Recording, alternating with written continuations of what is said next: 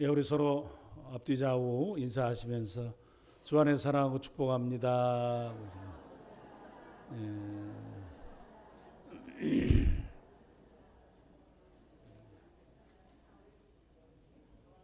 예, 날씨가 많이 쌀쌀해졌습니다. 건강을 유의하셔서 환절기에 목도 몸도 다 건강하시길 바랍니다. 성경 전체를 살펴보면 중요한 내용 가운데 하나가 생명에 관한 이야기입니다. 생명. 그래서 우리에게 주어진 생명이 천하보다 귀하다 그러셨습니다. 내가 건강하다는 거, 내가 살아있다고 하는 거, 내가 이렇게 움직일 수 있다고 하는 거, 어떤 한계 상황에 딱 부딪혀서 움직일 수 없고, 그리고 너무너무 아파서 힘들어서 삶이 장애 가운데 있게 되는 순간이 되기까지 내게 주어진 생명과 생존함이 얼마나 소중한지 잘 모릅니다. 근데 문제가 딱 발생하게 되어지면 내가 자유롭고 편안하게 살 수 있다라고 하는 것이 참 얼마나 소중한지 모릅니다. 생명을 우리에게 허락하시고 또 생명을 때로는 거두어 가시는 그분이 하나님이심을 성경은 분명하게 우리에게 얘기를 합니다. 그래서 생명을 함부로 대하거나 생명에 대해서 생명을 함부로 다루는 일을 하나님께서 엄격하게 금하셨습니다. 특별히 창조되어진 사람들에게 최초에는 채식을 하도록 하셨습니다. 그러니까 저희들이 요즘에는 한국 사람이 제일 좋아하는 게 돼지고기, 삼겹살이지만 원래는 그거 안 먹고 야채를 먹고 지나도록 했습니다. 그런데 홍수 이후에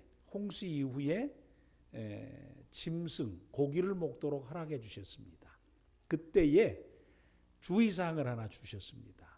그때에도 고기를 피와 함께 먹지 말라. 우리 뭐 할랄 푸드 그러지 않습니까? 지금 이제 무슬림들이 먹는 음식, 그게 그 중에 그 할랄 푸드라는 그 음식의 내용 가운데 고기의 피를 다 빼놓은 거죠. 그러니까 사실은 조금 덜 맛있어요. 이게 우리 스테이크를 구워 놓으면은 뭐가 좀 질질 흘러야 맛있습니까? 약간 좀 덜 익혀서 그래야 좀 맛있는데 그 사람들은 피를 깨끗하게 빼고 그리고 도살할 때부터 피가 완전히 흘러나오도록 하고 때로는 물속에 담궈서 피를 제거한 후에 파는 거예요. 그래서 그 가게에 가면 안전하게 먹을 수 있다. 유대인들이나 또 그 모슬렘들이 그렇게 먹죠. 왜냐하면 피채 먹지 말라 그러셨기 때문에. 창세기 9장 5절과 6절의 쉬운 성경은 이렇게 분명하게 설명을 해줍니다. 너희가 생명의 피를 흘리면 내가 반드시 복수할 거다. 사람의 피를 흘리면 그것이 짐승이든 사람이든 피를 흘리게 한 사람의 형제이든 간에 내가 복수할 것이다. 누구든지 사람의 피를 흘리면 다른 사람이 그 사람의 피를 흘리게 할 것이다.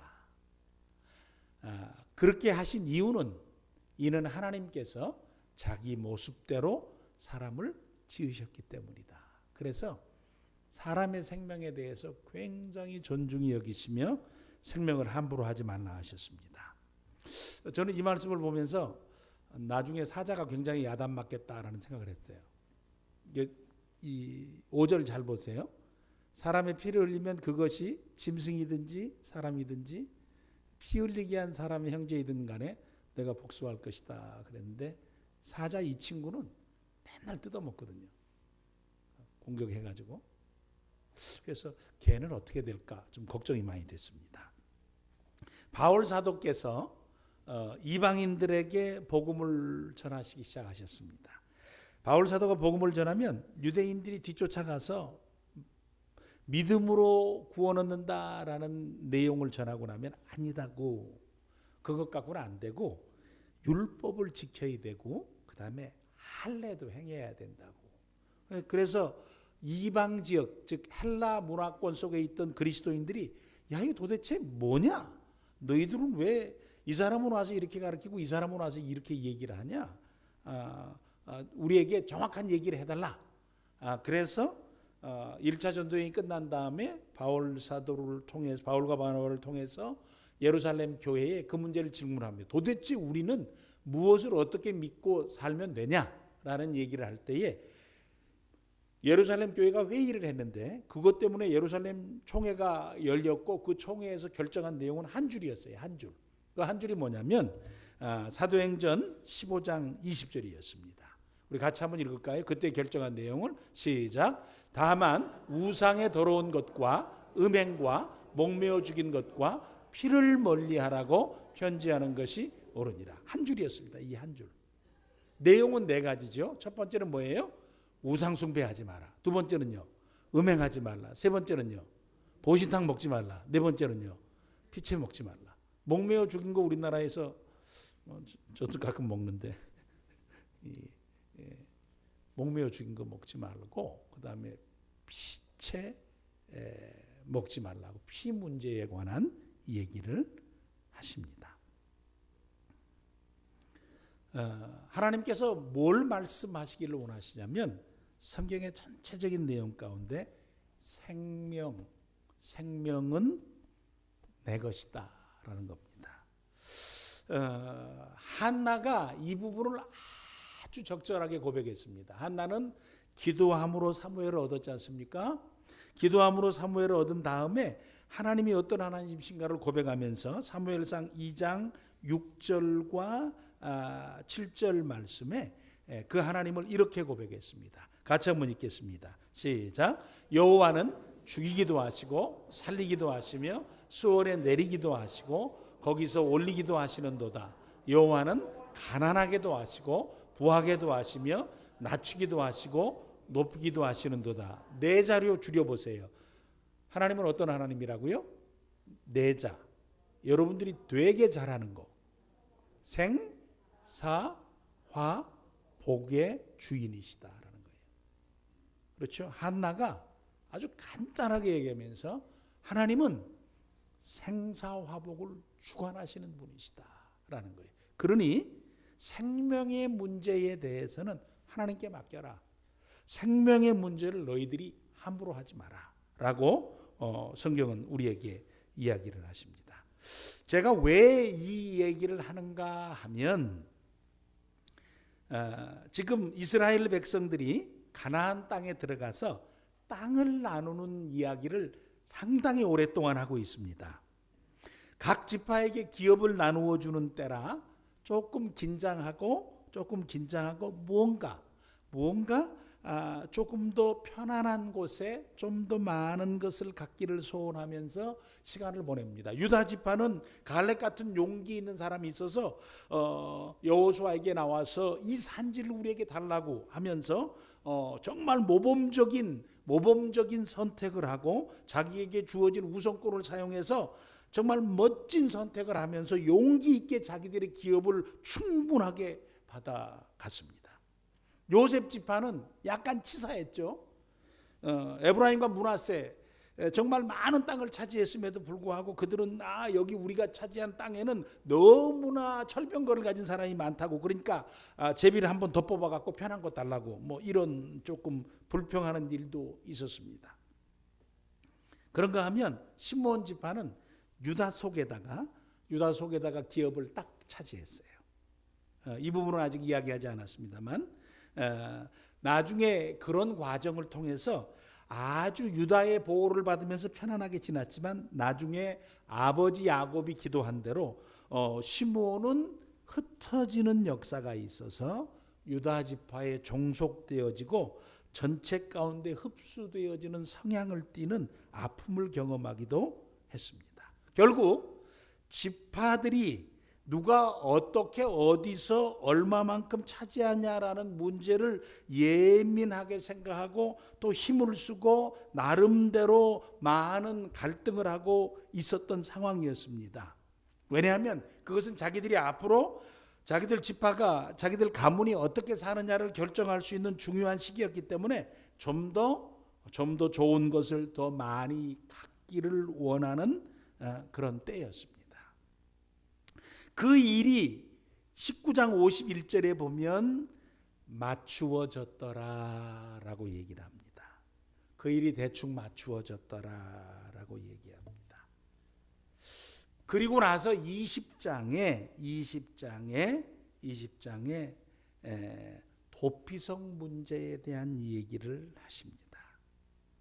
이스라엘 백성들은 어떤 곳을 얼마만큼 차지하느냐라고, 그래서 앞으로 우리가 어떻게 더 잘 살아야 되느냐라는 문제에 관해서 많이 관심을 가지고 있을 때에, 즉 자기들의 생존에 대한 문제를 갖고 있을 때에 하나님께서 의외의 성을 준비하라는 거예요. 너희들에게는 앞으로 도피성이 필요할 것이다 라고 이야기하십니다. 사실 이 도피성의 문제는 이때 말씀하신 것이 아닙니다. 이미 민수기 35장과 신명기 19장에서 모세에게 말씀하신 내용이었습니다. 민수기 35장과 신명기 19장을 살펴보면 도피성을 몇 개 만들 것과 도피성으로 피할 수 있는 자의 자격에 대해서 아주 자세하게 얘기했습니다. 물론 제가 요약해서 말씀드릴 것이지만 이미 말씀하신 그 내용을 이제는 가나안 땅에서 실제적으로 만들라는 겁니다. 언제 만들라고요? 지금 이스라엘 백성들은 내 땅 하고 있을 때 하나님께서 도피성 문제에 대한 언급을 하십니다. 도피성은 부지 중에, 즉 의도하지 않은 상황에서 사고로 다른 사람의 생명을 죽인 경우에 그 사람은 다른 사람을 죽였기 때문에 그 사람의 가족들, 즉 피해 복수자에 의해서 죽임을 당할 수가 있었어요. 그때에 그가 의식을 가지고 그가 의도적으로 사람을 죽이지 않았기 때문에 너무 안타까우니까 네가 빨리 도피성으로 도망해가지고 네 생명을 보존할 수 있는 기회를 가져라 라는 의미에서 도피성을 만들라는 겁니다. 죽음의 고리를 끊는 거죠. 한 사람이 다른 사람의 생명을 의도적이지 않은 상태 가운데 죽였기 때문에 다른 사람에 의해서 또 사람을 죽이는 일이 일어나지 않도록 고리를 끊으시기 위한 하나님의 계획이 있으셨습니다. 저는 근데 이 부분을 좀 다른 측면에서 생각해 보았습니다. 이 땅을 나누는 상황적 측면에 대해서 지금 이스라엘 백성들이 관심을 많이 가질 때였죠. 유다 지파, 시므온 지파, 그다음에 요셉 지파, 그리고 기타 지파들 어떻게 땅을 갖느냐, 어디서 땅을 갖느냐, 얼마만큼 갖느냐, 땅에 대한 문제에 대해서 관심을 많이 가질 때, 그렇죠? 그런데 하나님께서는 이스라엘 백성들에게 너희들이 가져야 될 땅 중에 도피성, 새로운 땅의 부분이 꼭 필요하다라고 이야기합니다. 사람은 세상에 살면서 땅의 문제에 관심을 갖지 않을 수 없습니다. 생활의 문제, 생존의 문제에 관해서 관심을 갖지 않을 수 없습니다. 그리고 살면 살수록 더 그런 것 같습니다. 예전이라고 말하면 꼭 좀 그렇습니다만, 뭐 얼마 전만 해도 사람들은 노력해서 애써서 아침부터 저녁까지 애를 써서 살면 자식을 기를 수 있었고, 그 다음에 자신의 삶을 살 수 있었습니다. 그런데 어느 순간에부터 노력해도 안 되는 어떤 상황들이 주어지고, 또 직장의 문제나 생존의 문제가 굉장히 위협적으로 다가오는 시대가 됐습니다. 저는 이 시대에 그 문제를 더 복잡하게 만들 것이고 사탄은 더 미묘하게 인생들을 힘들게 만들어서 더더욱 생존 문제 때문에 사람은 얽매이게 되어지고 더욱 돈이나 생활 문제 때문에 다른 아무것도 생각할 수 없이 거기에 매여서 인생을 살다 죽도록 만들 것이다 라는 그런 생각이 자꾸 듭니다. 그저 아침에 일어나서 저녁에 눈 감을 때까지 돈 생각만 하다 살아도 부족한 삶이 되도록 인간을 끌고 갈 것이다 라는 생각을 합니다. 더 많은 상황 속에서 우리로 하여금 더더욱 아무것도 생각하지 말고 너의 생존과 너의 잘 살만을 생각해도 부족한 삶이 되도록 우리의 삶을 끌고 갈 것이고 사회 구조를 만들어 갈 것이다 라는 생각을 합니다. 이스라엘 백성들이 그랬습니다. 가나안에 정착하기 시작하면서 그들은 어떻게 얼마만한 땅을 어떻게 많이 가져야 어떻게 앞으로 잘 살 수 있을까라는 문제를 이야기하고 있을 때 하나님께서는 너희들에게 소중한 것이 하나 있는데 너희들에게 꼭 필요한 것 중에 하나가 도피성이다라는 얘기를 합니다. 즉 인생이 만들 수 있는 불행과 죽음의 문제의 고리를 끊을 수 있는 귀한 장소가 있어야 된다. 너희가 원치 않게 살인을 했고 살인한 자로서 세상의 삶을 살아야 되는 그 상황 속에서 너희가 죽지 않을 그 피할 방법이 너희들에게는 필요하다라는 겁니다. 성경을 통해서 보면 인생은 시작부터 그랬습니다. 아담이 선악을 알게 하는 나무의 열매를 먹었습니다.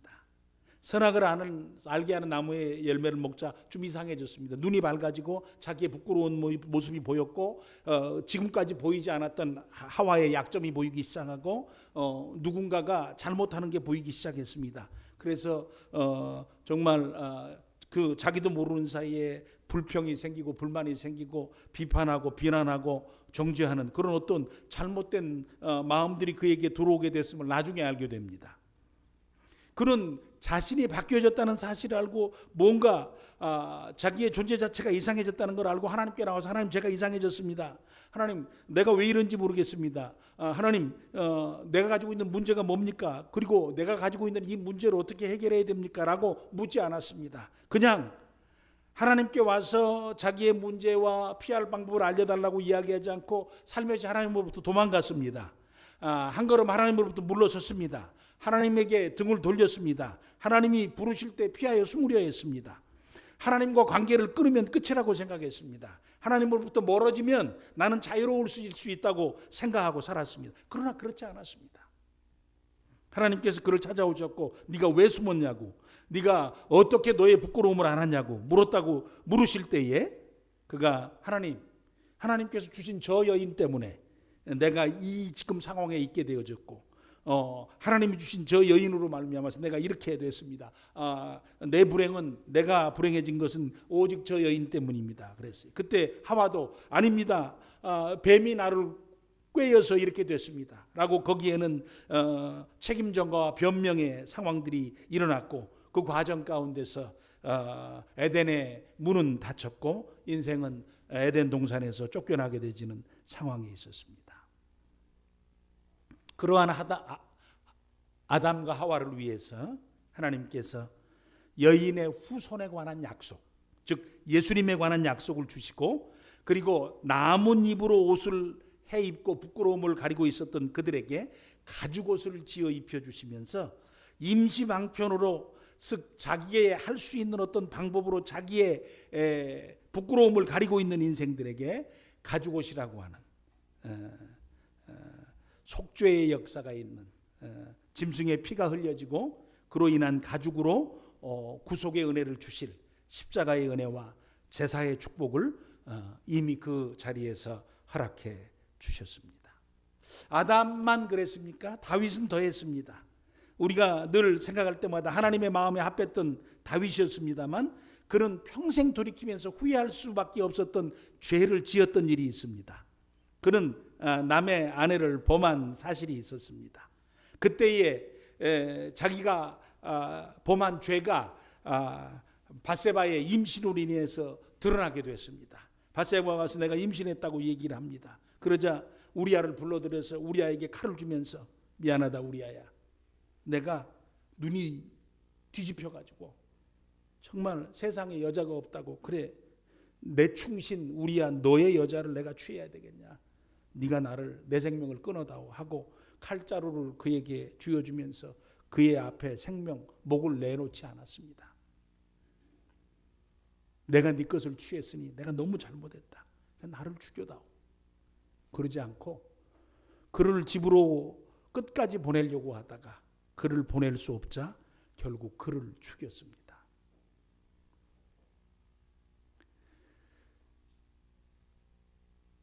하나님께서 나단을 보내서 네가 잘못했다고 깨닫게 해주시고 회개의 기회를 주셔서 하나님 앞에 회개하기 전까지 그는 자신의 삶에 자신이 무엇을 잘못했는지, 자신의 영혼이 얼마만큼 깨어졌는지, 자신이 어떤 상태가 되어져 있는지 관심을 갖지 않고 자기의 죄를 덮으면서 자신의 인생의 삶을 살아가고 있었다는 겁니다. 오늘 우리는 어떻습니까? 우리의 삶을 살아가는 날 동안에 사실 인생은 누구나 다 죽습니다. 죄값으로 죽습니다. 죄값으로 죽는 우리이기에 왜 내가 죽는가?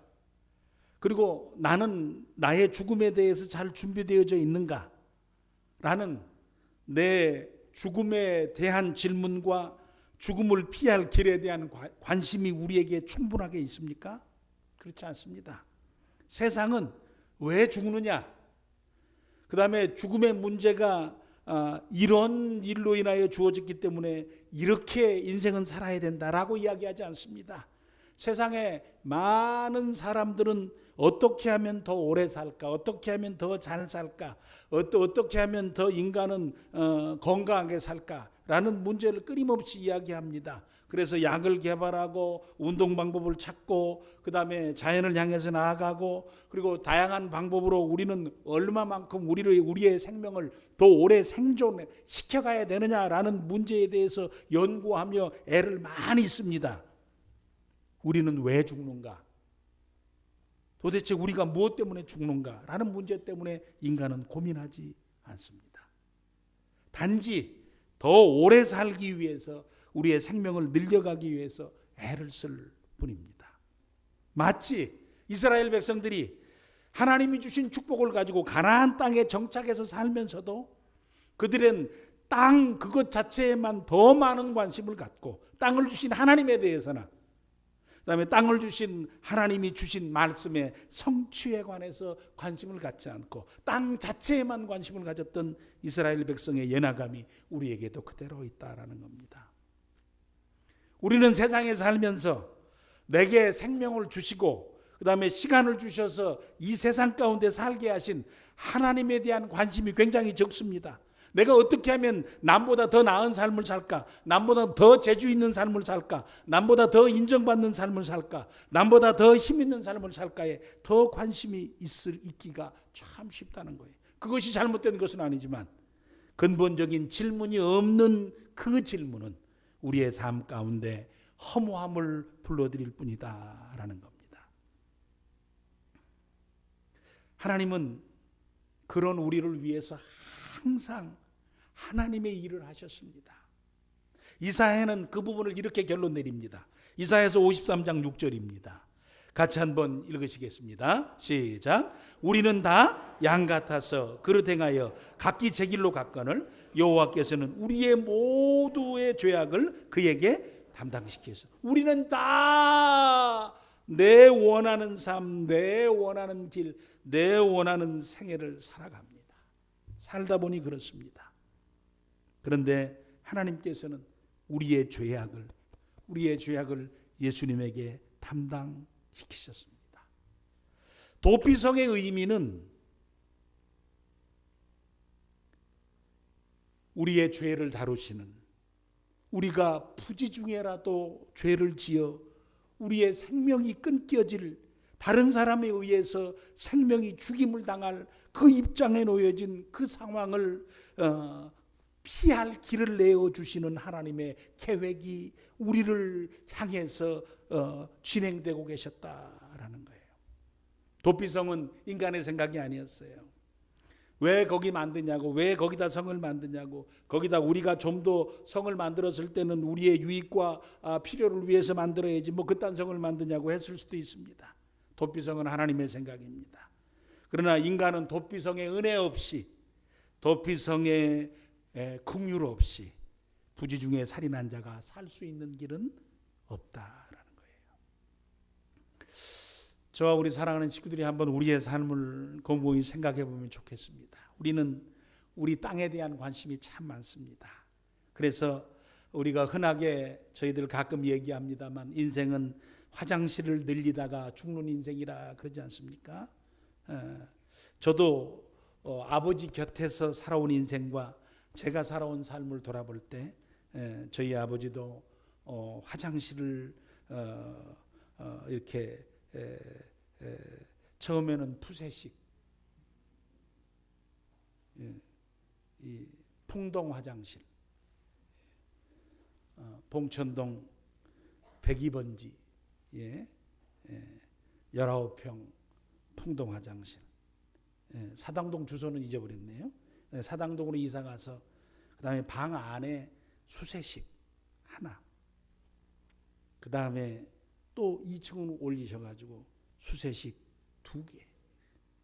그래서 저희 아버지의 생애는 푸세식에서 푸세식 하나에서 수세식 2개로, 이제는 다시 수세식 하나로 인생을 이제 마무리해 가고 계십니다.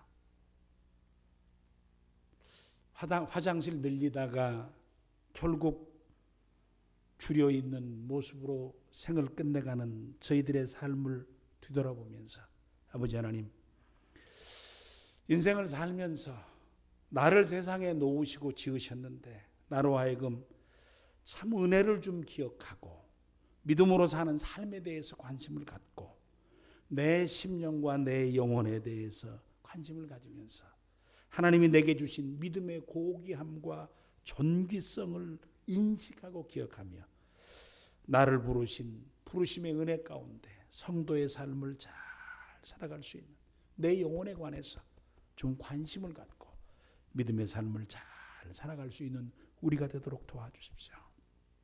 내가 뭘 좀 더 잘 먹고 뭘 좀 편하게 살고 누구에게 얼마만큼 인정받고 내가 이름을 댔더니 많은 사람이 그런 사람이구나 이해해주고 인정해주는 그런 인식에 대한 그런 나의 중요성으로부터 조금 떠나서 하나님 앞에 내 모습은 어떤가, 하나님 본식에 내 믿음의 모습은 어떤가, 나는 하나님 앞에 섰을 때 내가 받을 분복과 축복은 무엇인가 라는 하나님 앞에서 나를 헤아려보고 계산해 보아서 남은 것이 많은 삶을 살아갈 줄 아는 지혜로운 청지기가 저와 우리 사랑하는 식구들이 되시기를 간절히 축원해 드립니다.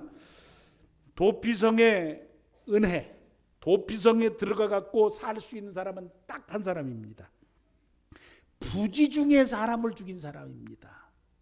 함께 일하다가 도끼를 휘둘렀는데 도끼날이 빠져서 그냥 우연하게 도끼날이 빠져서 옆에 사람한테 날아갔는데 옆에 사람 정수리에 딱 맞아가지고 정콩으로 맞아서 그 사람이 그냥 말 한마디도 못하고 세상을 떠난 상태, 즉 전혀 의도하지 않고 사람을 죽였을 때 너는 빨리 뭐 누구한테 말할 필요도 없고 돌아볼 필요도 없고 너는 도피성으로 도망가라. 도피성으로 도망가서 내가 이런 죄를 지었습니다. 내가 이렇게 도끼질을 하다가 다른 사람을 도끼날이 날아갔는데 그게 어떻게 맞아가지고 죽었습니다 하고 성문에 있는 제사장에게 빨리 고하고 그 제사장이 성문을 열어주면 네가 들어가서 하는 거고 안 열어주면 너는 그 앞에서 너의 생명의 복수자들이 쫓아올 때 네가 죽임을 당할 수밖에 없게 될 것이다. 그러니까 딱 한 사람만이 보호함을 받게 될 수가 있었어요. 의도치 않게 사람을 죽인 사람. 요즘에는 좀 많이 있을 수 있죠. 저도 운전을 지금 하고 다닙니다만 제가 운전을 잘못하면 제가 운전을 잘못하면 깜빡 뭐 하다가 제 차가 도로로 간다든지 제 차가 원치 않게 다른 차하고 다른 차를 받는다든지 하면 내가 사람을 상하게 할 수 있습니다. 의도하지 않았는데.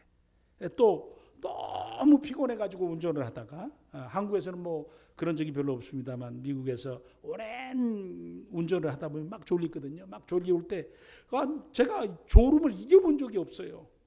막 졸려요. 막 그럼 자요. 운전하다가 막 자요. 근데 죽을 줄 알고도 자요. 그리고 자다가 더더덕 해가지고 깨가지고 또 자요. 그러고 가요. 그러니까 의도치 않게 무엇인가가 만들어질 수 있는 상황이 너무 많지 않습니까? 이게 이 다양한 현대사회 속에서는 너무나 많아요. 그런데 그런 사람들이 도피성에 들어가서 피해서 살 수 있는 기회가 주어진 그 땅, 그 도피성이 있었다라는 거예요. 근데 도피성에 들어가면 못 나와. 누가 죽어야 나오냐면 대제사장이 죽어야 비로소 자유롭게 되어질 수 있어요. 그러니까 들어갔다고 해서 자유로운 건 아니에요. 거기서 살아야 돼. 그러니까 또 기도 제목이 바뀔 것 같아요. 하나님 제사장 빨리 죽게 해주십시오. 예. 요즘에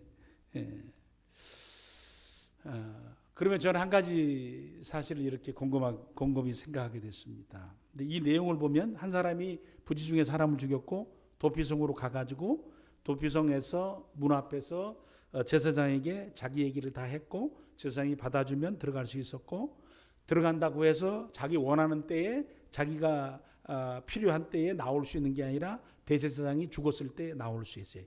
의외로 내가 부지 중에 죄를 지어서 거기 들어갈 수 있는 자격이 획득되는 것 같지만 사실 그것보다는 더 중요한 게 바로 제사장이라는 사실을 인식하게 됐습니다. 내가 아무리 내가 그냥 도끼날이 빠져나가서 죽였다고요. 제사장님은 나무 안 패봐서 모르지만 이게 도끼자루 이렇게 하다 빠질 수 있다니까요. 그러니까 아니 난 몰라. 너 일부러 깠지. 너 옛날에 보니까 너 걔 안 좋아하더만. 내가 보니까 너 일부러 깐 거요. 그냥 괜히 그냥 도끼날 빠진 것처럼 해가지고 너 집에서 벌써 도끼날 빠지도록 딱 조종해가지고 거기 가서 걔 옆에 가서 이거 흔들었잖여. 내가 보니까 너 그랬어. 아무리 아니라니까요. 그냥 빠진 거예요. 그래도 누가 안 받아주면 끝이에요. 제사장이 안 받으면 끝이죠. 누가 죽어야 자기가 결국 자유롭게 돌아갈 수 있어요. 제사장이 죽어야 돼요. 은혜의 시작은 내가 부지 중에 죄를 지은 자라고 할지라도 제사장에 의해서 받아줘야 하고 제사장이 죽어야 내가 자유롭게 되는 거예요. 결국은 은혜의 시작이 제사장이고 그 다음에 은혜가 출발되어진 후에 내가 자유로워지는 것도 제사장으로부터 죽음으로부터 주어진다는 거예요. 그러면서 그런 생각을 했습니다. 그렇다면 오늘날 우리의 도피성은 어디일까? 벌써 다 상상하게 되어지죠. 우리의 도피성은 예수 그리스도시다라는 거예요. 오늘 우리가 죄를 짓고 도피해서 우리의 생명을 다시 회복할 수 있는 장소가 어디냐? 살 수 있는 장소가 어디냐? 그리고 이제는 자유롭게 우리의 삶을 우리의 생애를 살아갈 수 있는 그 출발점이 어디냐? 그러니까 세상의 많은 법으로 우리가 정죄를 받을 수 있지만 그리스도 예수 안에서 우리의 죄 문제를 해결하고 우리가 자유로운 믿음의 사람으로 다시 살 수 있는 은혜가 주어지는 장소, 즉 하나님의 백성에게 있어서 가장 소중한, 먹고 사는 것보다 더 소중한 한 장소, 한 사건이 바로 우리 주 예수 그리스도다라는 거예요. 그래서 사도 요한은 예수님에 대해서 이렇게 얘기합니다. 요한일서 2장 1절과 2절입니다. 같이 한번 읽어볼까요? 요한일서 1장 2절 시작. 나의 사랑하는 자녀들아, 나는 여러분의 죄를 짓지 않게 하려고 이 편지를 씁니다. 그러나 누군가가 죄를 짓는다 하더라도 우리에게는 우리를 도와주시는 예수 그리스도가 계십니다. 그는 의로운 분이시며 우리를 대신하여 아버지 앞에서 우리를 변호해 주십니다. 예수님만이 우리의 죄를 위해 화목제물이 되셨으며 오직 예수님을 통해서만 모든 사람들의 죄가 용서받을 수 있습니다. 그렇습니다. 예수님이 우리를 변호해 주신다. 변호사다 그랬어요. 한번 이렇게 고민을 해보게 됩니다. 여러분과 제가 살아가면서 정말 우연하게 죄를 지을 수 있을까요? 우연하게, 부지 중에, 즉 미워함이 없이 내 속에 조그만한 보복적인 생각이 없이 우리는 누군가를 해할 수 있을까? 정말 의도치 않은 채 마치 스쳐 지나가는 어떤 사람에게 어깨를 부딪히듯 우리는 어떤 사람에게 우리의 인생을 그런 모습으로 살 수 있을까? 살다 보면, 얽히고 설켜서 살아가다가 보면 우리 마음속에는 6.25 전쟁 때, 아니 일제강점기 때 가졌던 묵은 찌꺼기부터 시작해가지고 우리 속에 가라앉아 있는 많은 것이 내 감정과 내 생각을 정확한 때에, 적절한 때에 건드리고, 그리고 다시 살고, 그리고 나를 화나게 하고 내게 고통을 주어서 나로 하여금 어느 한 순간에 전혀 다른 상황에 전혀 뜻하지 않은 일들을 다른 방법으로 할 수 있는 가능성을 가진 것이 우리 아닙니까? 그래서 세상에 사는 동안 나는 전혀 의식과 내 생각 없이 누군가에게 괴롭힘과 죄악됨을 행했다고 할 수 없는 그런 연약함이 저희들에게는 다 있습니다. 그러니 하나님 앞에 섰을 때 겉으로는 깨끗한 우리처럼 보여도 사단이 우리를 정죄할 겁니다. 네 속마음은 그랬지 않냐? 그때 네 마음은 그랬지 않냐? 정말 네가 그런 모습이었지 않냐? 네가 정말 그때 사랑했냐? 그러지 않았지 않냐? 정말 네가 미워함이 없이 정죄함이 없이 그 일을 행했냐? 그렇지 않지 않냐? 우리를 끊임없이 하나님 앞에서 고소할 겁니다. 우리의 마음과 우리의 모습에 대해서 말입니다. 그때 예수님께서 우리를 대변해 주실 것입니다. 그때 예수님의 은혜가 우리를 감싸 주실 것입니다. 변호해 주실 것입니다. 이제 그 죄를 용서함에 대해서, 용서받았음에 대해서 우리를 감싸 주실 것입니다. 십자가의 은혜로 덮어졌음에 관해서 이야기해 주실 것입니다. 그래서 정죄로부터 벗어나게 하고 은혜와 긍휼로 대함을 받을 수 있도록, 우리를 대접해 주실 수 있도록, 의의 사람으로 드러날 수 있도록 우리를 변호해 주실 것입니다. 그뿐만 아니라 예수님께서는 실제적으로 죽으셨다가 십자가 위에서 화목제물로 죽으셨다가 다시 살아나셨습니다. 이제는 대제사장이 죽어야 자유롭게 되어지는 도피성의 내용을 예수님께서는 만족시켜 주셨습니다. 우리의 대변자가 되셔서 우리가 가진 모든 죄와 죄 몫에 대해서 우리의 대변자가 되어주셔서 내 죄를 대신 변론해 주실 뿐만 아니라 죽으셨다가 부활하심으로 이제는 다시는 내가 정죄받지 않고 그 죄의 의식 속에 살지 않고 자유롭게 살도록 우리를 풀어주시는 도피성이 되어주셨다라는 겁니다. 그래서 바울 사도는 로마에 있는 성도들에게 그 사실을 이렇게 써서 보냈습니다. 로마서 8장 33절 34절입니다. 같이 한번 읽을까요? 시작. 누가 능히 하나님께서 택하신 자들을 고발하리요? 의롭다 하신 이는 하나님이시니 누가 정죄하리요? 죽으실 뿐 아니라 다시 살아나신 이는 그리스도 예수시니 그는 하나님 우편에 계신 자요 우리를 위하여 간구하시는 자신이라. 그렇습니다. 구약의 도피성은 예수님의 십자가를 통해서 완성되어졌습니다. 부지 중에 살인한 자만 도피성에서는 보호받지만 십자가의 도피성은 무슨 죄를 지었든지 자기 죄를 회개한 자는 다 용서함 받도록 더 폭을 넓혀 주셨습니다. 구약의 도피성은 제사장이 죽어야 그때 비로소 자유롭게 되어져서 자신의 삶을 살 수 있지만 예수 그리스도 십자가의 도피성은 십자가에 이미 죽으셨고 다시 살아나심으로 다시 우리로 하여금 죽음에 대해서 장애를 받지 않고 회개한 죄로 말미암아 정죄받지 않으며 은혜의 삶을 끊임없이 살도록 우리를 도와주고 계시다라는 겁니다. 저는 도피성을 생각하면서 그 부분을 고민하며 생각했습니다. 아버지 하나님, 정말 믿음의 사람들이 이 세상에 살아가는 날 동안 세상의 땅 문제에 대해서만 고민하지 말게 하여 주시옵시고, 하늘에 속한 자로서 하나님 나라의 소망을 가진 자로서 은혜로운 삶과 믿음의 삶에 대해서, 영적인 축복과 은혜로운 삶에 대해서 생각하며 자기 자신의 삶을 살아갈 수 있는 지혜로움이 꼭 필요합니다. 땅에 묶여서, 세상에 묶여서, 때로는 물질에 묶여서 영적인 축복을 헤아리거나 그리고 받거나 누리지 못하는 저희들 되지 않도록 도와주셔서 정말 신령한 복을 충만하게 받아 누리는 교인됨의 축복, 믿음의 사람의 축복을 누리며 살 수 있는 우리가 되도록 하나님 도와주시옵소서. 이제는 그리스도 예수 안에 있는 자유자요, 그리스도 예수 안에서 정말 은혜를 누릴 뿐만 아니라 그리스도 예수 안에서 정죄함이 없는 인생을 살면서 나로 하여금 죄에 묶이지 않고 믿음의 사람으로서 건강한 그리스도인의 삶을 힘있게 살아갈 수 있도록 하나님 도와주시옵소서. 이제는 우리를 그리스도 안에서 용서받은 자로 세우시고 사죄의 확신을 가지고 믿음의 삶을 힘있게 살도록 했는데, 죄에 묶이고 자꾸 죄에 눌려서 우리의 삶을 연약하게 살거나 영적인 침체를 경험하며 살지 않도록 도우시고, 그리스도 안에서 승리하는 그리스도인으로 믿음의 삶을 힘있게 살아가는 우리가 되도록 도와주시옵소서. 그래서 하늘의 복과 건강한 그리스도인의 삶을 힘있게 살아가시는 우리 사랑하는 식구들 되시기를 간절히 축원해 드립니다.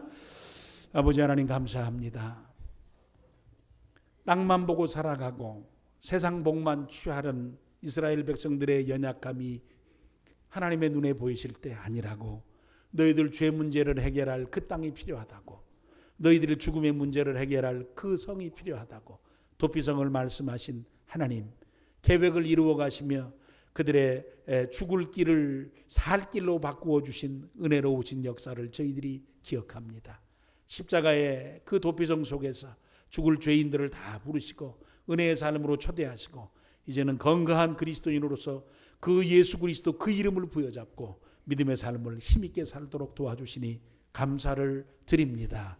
성도로서 하나님 나라에 대한 소망을 갖고 내 믿음의 삶에 대해서 관심을 가지며 은혜를 추구하며 건강한 그리스도인으로 살아가는 저희들이 되게 하여 주시옵소서. 예수님 이름으로 간절히 기도를 드립니다. 아멘.